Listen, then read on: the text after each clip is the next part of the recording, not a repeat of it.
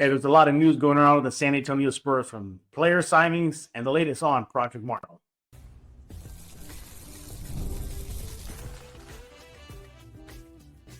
You are Locked On Spurs, your daily San Antonio Spurs podcast, part of the Locked On Podcast Network. Your team every day. Hey, welcome back to Locked On Spurs, right here on the Locked On NBA Network. I'm your host, Jeff Garcia, Spurs writer for Ken's 5 San Antonio. Glad to have you all back, and happy Friday, everybody.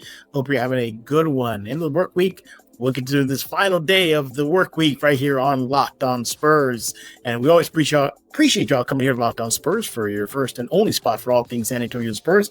Subscribe on YouTube, iTunes, Spotify, Ken's 5 Plus app. You know what to do. Go do that ASAP. Today's episode is brought to you by FanDuel. Right now, new customers can get themselves $150 in bonus bets when your first $5 bet wins. Be sure to do that today. What are we talking about today? We're going to be going over the recent roster signings. A few players got signed and added to the upcoming season's roster.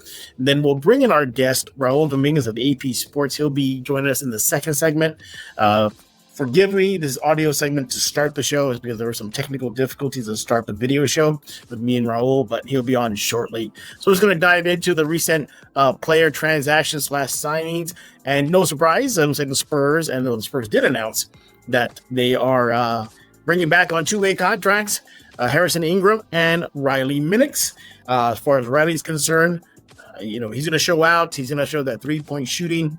He reminds me, and Raul mentioned this too, of kind of a little bit more athletic Davis Bertans. But if he wants a spot on this roster, he'll definitely have to try to get it via shooting, outside shot, all that good stuff. He did show out a little bit during Summer League. Nevertheless, you can expect him to be in Austin with the Austin Spurs for the bulk of next season. So you'll definitely see him there. But hey, he'll definitely have his shot to shine in the preseason and in training camp. As far as Minix is concerned, he played 19 games for Austin last year, 19.3 points per game, 6.6 rebounds in 31 minutes. And during the Summer League play, at 4 games, 11.3 points per game, 5.3 rebounds, 26.5 minutes for the Silver and Black. As for Harrison Ingram, again, likely to spend the bulk of his sophomore season in Austin as well. Now, last season, he only played 5 games for the Spurs, but he played 48 games for Austin. He averaged 12 points per game, close to 9 rebounds in 33 minutes. And during the Summer League play, 9.6 points per game, 7.4 rebounds in 23 minutes. Now, it was in the Summer League play where you can really see that perhaps he still needs a little bit more fine-tuning. There were games he looked really lost. He came on, a couple of games where all in all, really not that impressive showing from Ingram as you would think he would have had in now going into his second season. Nevertheless, you can expect him and Minix to be with the Austin Spurs for most of the season. But hey, a little management happens, knock on wood, nothing major, but injuries do happen. So maybe they'll get that recall and get to shine during the regular season for San Antonio. And other Spurs roster moves, the Spurs have brought on to the roster. Now, if you knew this guy, more power to you. Micah Potter. Yeah. If you knew that, you knew who he was, he played in the NBA, good for you. But nevertheless, the Spurs, via their website, have added the big man. He is a center, Micah Potter. He's been with the Utah Jazz system, played with the Jazz and then their G League system. He's a stretch big. So the Spurs are definitely beefing up that big man department. Again, considering they brought in Olenek and Garnett, of course, Wemby's there. Likely not to get time with San Antonio. Expect this to be more of a training camp deal where he'll sign a 1-year deal, play in training camp, preseason, then off to Austin he goes for the rest of the season. Again, management happens, injuries happen, who knows, maybe he'll get the recall. But likely just, filling out that training camp roster is all they're really doing right now. It's like what you'd expect moving the days ahead, just training camp, Exhibit 10 signings. Those guys usually just show up to training camp, play a few games in the preseason, then off to the G League. Likely happen to Micah Potter next season. So there you have it. Some quick roster moves, nothing really flashy. They're just beefing up that roster before the season begins. All right, coming up next, we're going to bring on Raul Dominguez of the AP Sports. We're going to be discussing the latest in Project Marvel, and then talk about Wemby and KG meeting up. That's next right here on Locked On Spurs. I want to talk about open phone. If you're running a business, every missed call is money left on the table. Think about the last time you had an urgent need, maybe a plumbing service or just any type of service, and the person didn't answer. What did you do? You moved on, right? You just went to somebody else. That's why you need open phone. Open phone is the number one business phone system built to streamline and scale your customer communications, all from your app or your phone or your computer. Wherever you get open phone, you'll be able to handle business right there. Look, open phone lets you manage business calls, text on a single app. You get a shared inbox. That's a game changer. Your team can jump quickly into a conversation without missing a beat. They have an AI agent that can handle after-hour calls, answer common questions, and capture leads so you never miss a customer.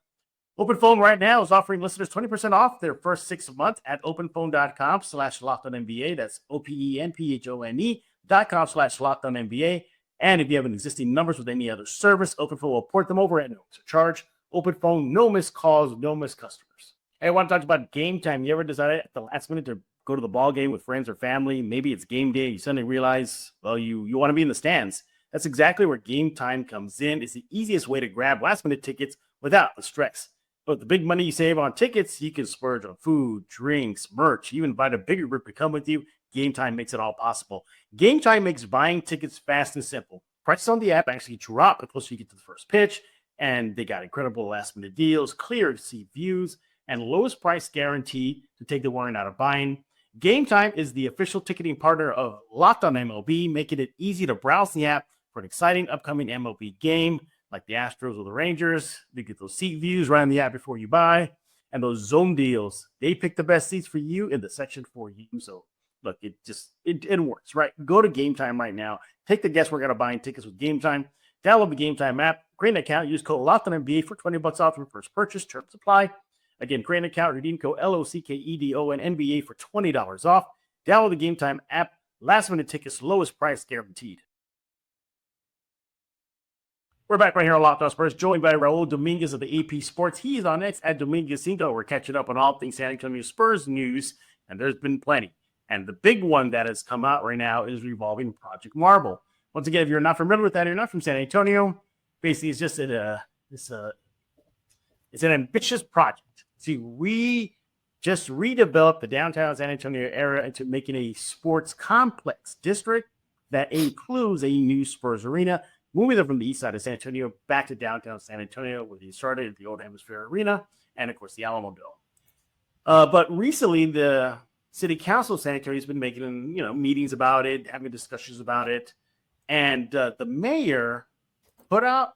Well, she had something to say in a recent meeting where, in a nutshell, she was requesting for a strategic pause on the entire project. That, in her opinion, it was enough information given to her, and not enough information was given, just period. And she felt that she owes, or at least as the mayor, the council owes the city of San Antonio just to take a pause and reevaluate everything as a whole, not necessarily just the Spurs arena. So that set off Spurs fans saying, she's going to be the reason why this never happens. It's her fault if the Spurs move. Why would you even request a pause? Now, to be very clear, everybody, the pause was not granted because the city attorney and fellow councilmen said, sorry, you can't do that. But it was just her willingness to take a pause. But as far as right now, the project, it's still moving forward. Raul, it felt, and as Spurs fans, Raul, you saw it on social media, just didn't like that request from the mayor. And I can see both sides. I can see, no, keep that momentum going. Keep it going. This go forward. And I also understand her point of view to a certain degree of taking a strategic pause just to reevaluate everything. Because this is not just something you do overnight. It's going to take years and cost billions of dollars. Your thoughts on what the mayor has to say? Yeah, I mean, it's understandable that she wanted to pause and sort of study the issue more, but it's kind of one of those things where you have, obviously when people in the offices change, maybe they spoke, obviously they spoke to the previous mayor, Mayor Nierenberg, the city council before, and then, they had the elections and those have changed. So obviously they're not as up to speed as, say, the former administration, but I think the thing that concerns Spurs fans or I was a little hesitant about it was the fact that, she said the pause, but she didn't say for how long. And again, this is something that it's not going to be built next week. It's something that where she, I think the administration has time to do their research, to do their due diligence without the pause. I think it might have been a bit may have caused some anxiety, because if she calls for a pause, well, then who knows when she's going to call for an unpause, and knows what can kind of happen in between then. So, again, I can understand where she was going from, but at the same time, it seems like the administration can, if they're a little behind as far as the information, they can always kind of study and play catch up and everything that has so far gone on Project Marble, from what I've seen is they've been pretty transparent about it. They're letting the city know, letting the voters and the fans know exactly sort of, what they hope for. They unveil plans of the whole area, exactly how much Spurs are going to put in, how much they're asking for from the city and the county and sales taxes and things like that. So I don't see any sort of hidden factors in this. So again, the big thing I think was just saying like, hey, let's pause this, and then who knows when that pause would end.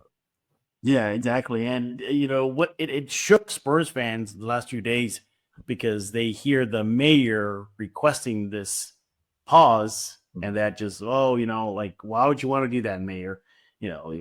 There's some fans saying, well, she should have never been elected. Look what's going on. But she's been quite transparent that she's not completely against Project Marble, but she does have her reservations. Your thoughts? Yeah, I mean, she like I said, she's definitely doing her job as mayor.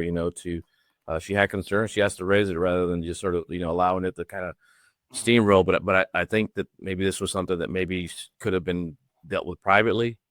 Talk to the Spurs officials. I think with her sort of announcing it publicly, I think it again caused some Spurs fans to worry. And I believe there was a city council member that said had recently said something about that the city needed to sort of pump the brakes, and that the city was in the position of power. Isn't that, if I remember correctly?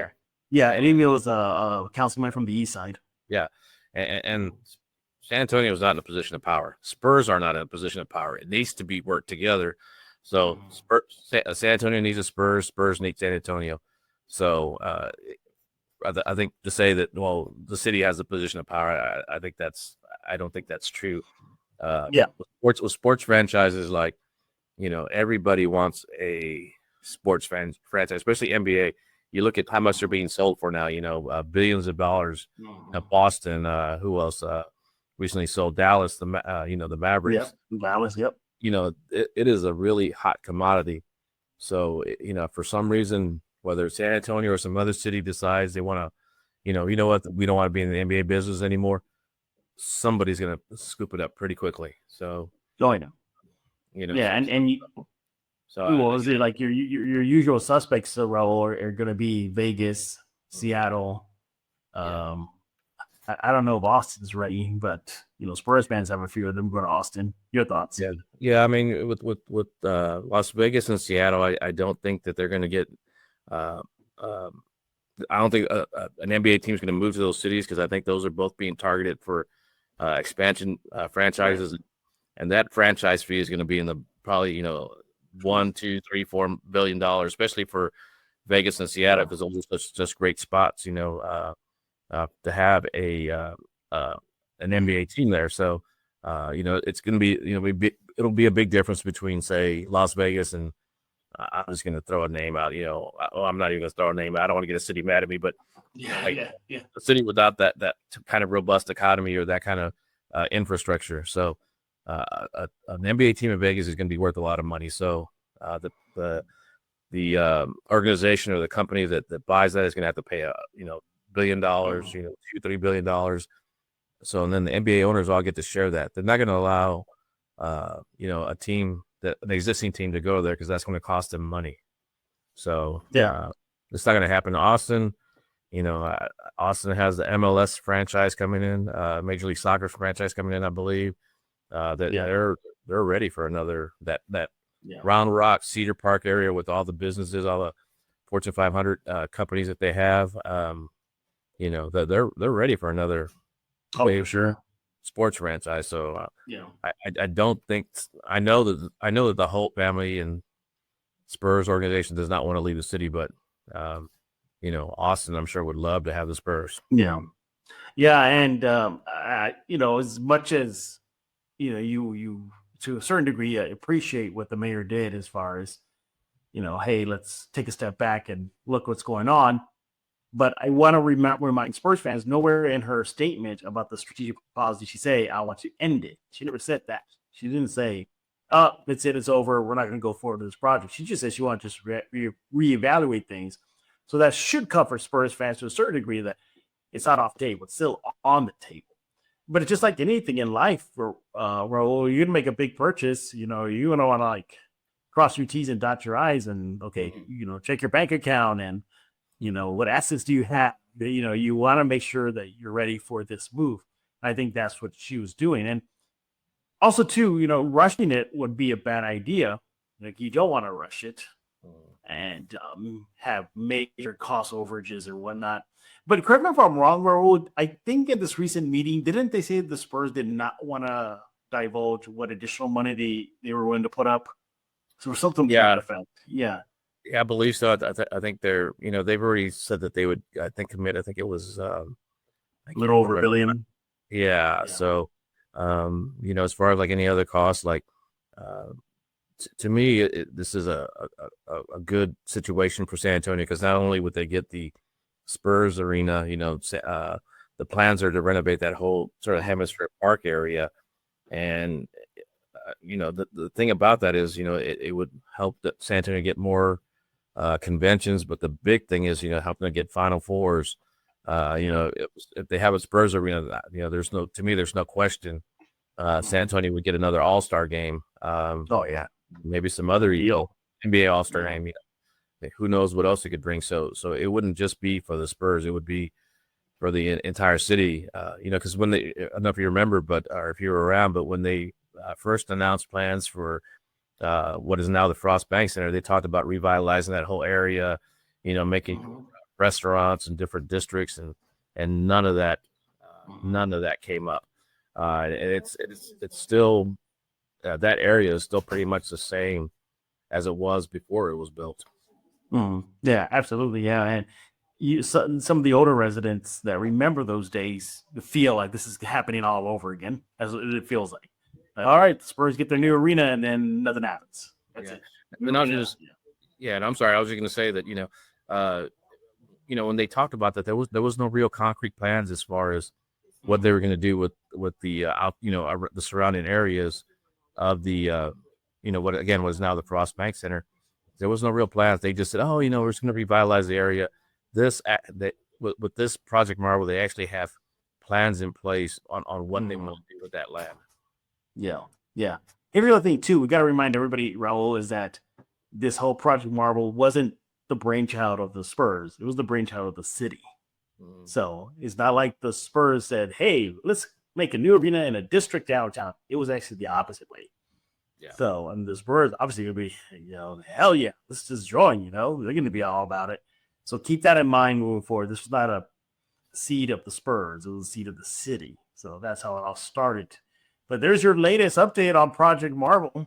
The mayor definitely got stirred up the bee's nest, and Spurs fans, they were swarming the last few days. They probably still are. So be interesting what will happen moving forward with Project Marvel. But yeah, so what are your thoughts? What do y'all think about Project Marvel? Let Raul know on X at Dominguez5. You let me know on X at Jeff G Spurs Zone. And we'll definitely react to that. But coming up next, KG and Wemby, they met up. I don't know what that's all about. Let's talk about that right now, right here on Lockdown Spurs with Raul Dominguez. Hey, I want to talk about FanDuel. Summer sports are in full swing, and whether you're about baseball under the lights, golf on the green, or high-stakes soccer action, FanDuel is the best way to make every game even more exciting.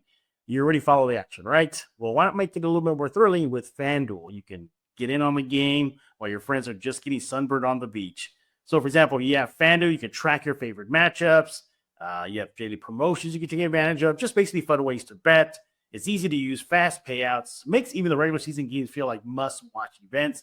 So whether you're using a same-game parlay or watching better ride to the ninth inning, FanDuel makes it like you are part of the action. New to FanDuel, new customers can bet just $5 to get $150 in bonus bet if your first bet wins.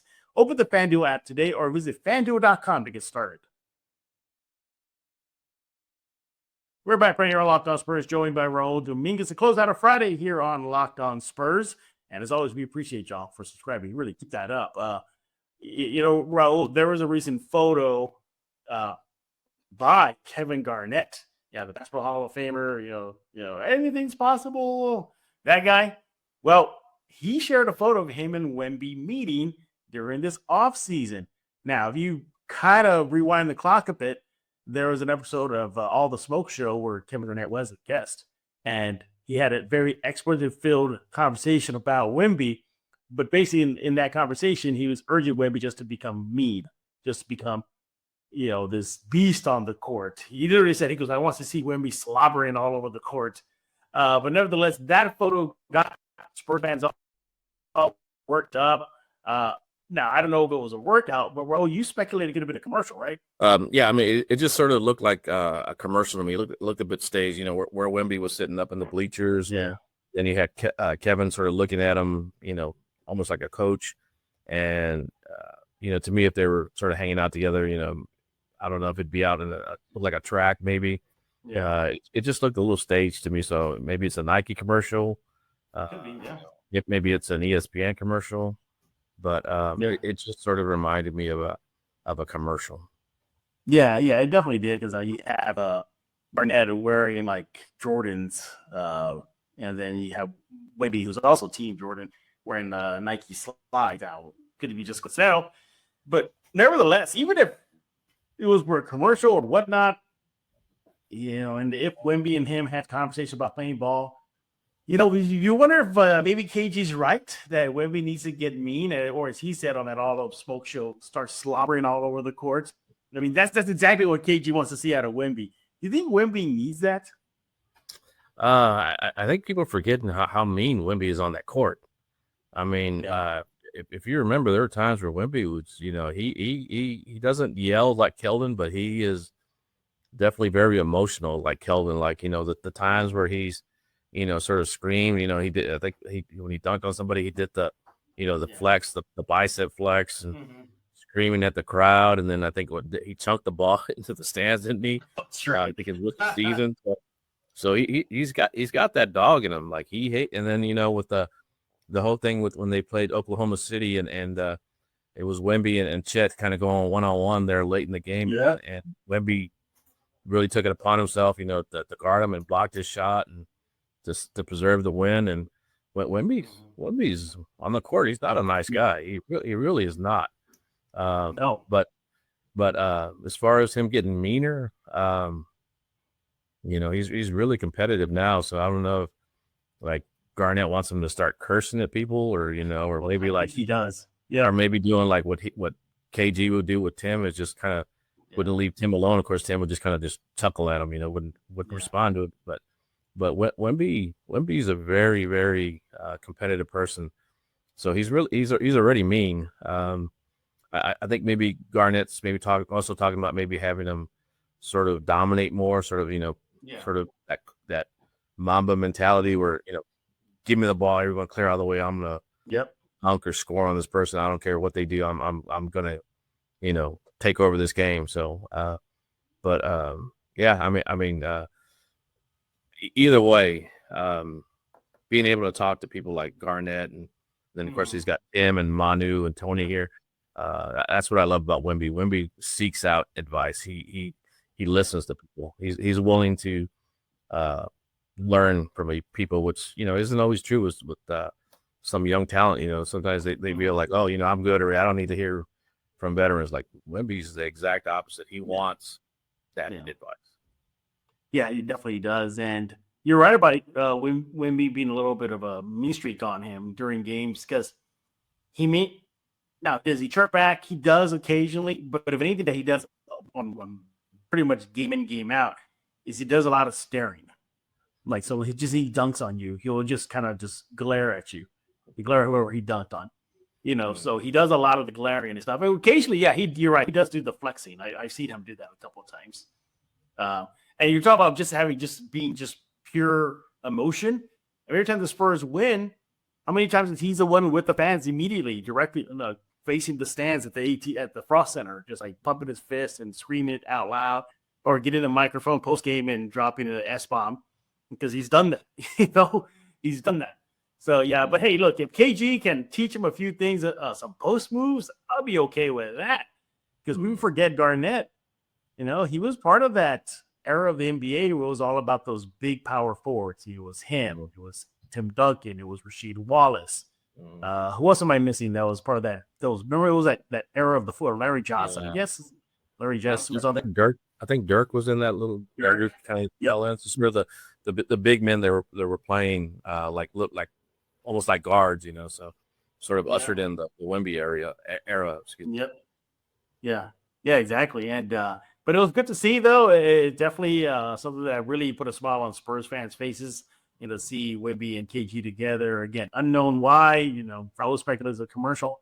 But either way, look, Wemby's going to soak in some advice, and when it comes to a basketball Hall of Famer, then he'll do it. And I'm pretty sure he likely did. But there you have it. Your Wemby up there. Don't forget too, Jeremy Sohan will be playing at the end of the month as Eurobasket 2025 begins. He's with Team Poland. I believe exhibition has been started.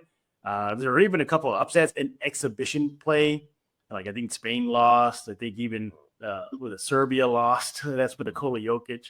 So, but those games don't count. The real deal gets going at the end of the month. So don't forget that. Hey, Raul, before I let you go, what do you think about the Fox extension signing?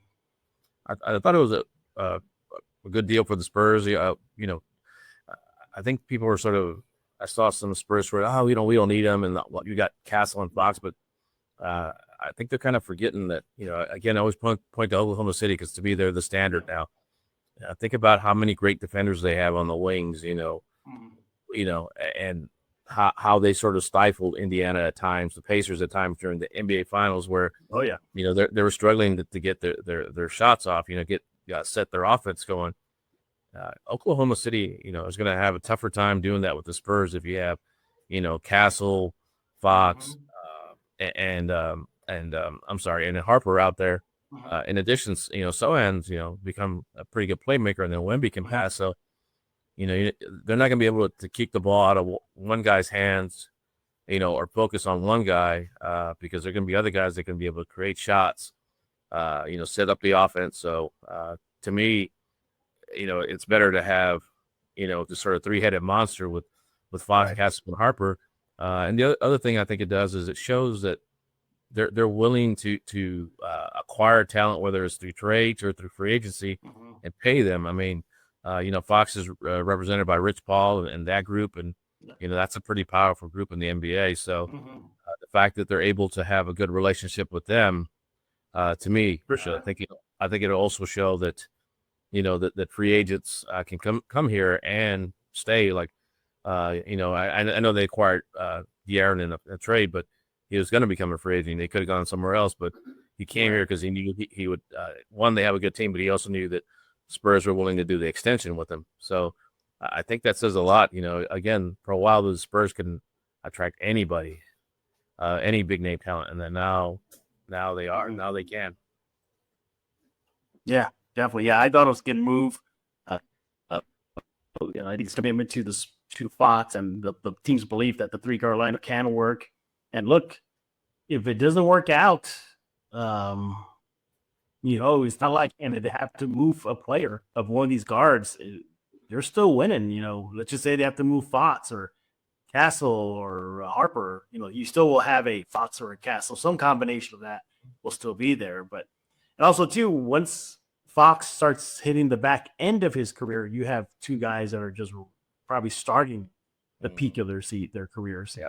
So either way, the Spurs are definitely sitting pretty. But yeah, it was a good extension signing overall. And by the way, afterwards, he spoke about the contract extension. and he had glowing stuff to say about San Antonio.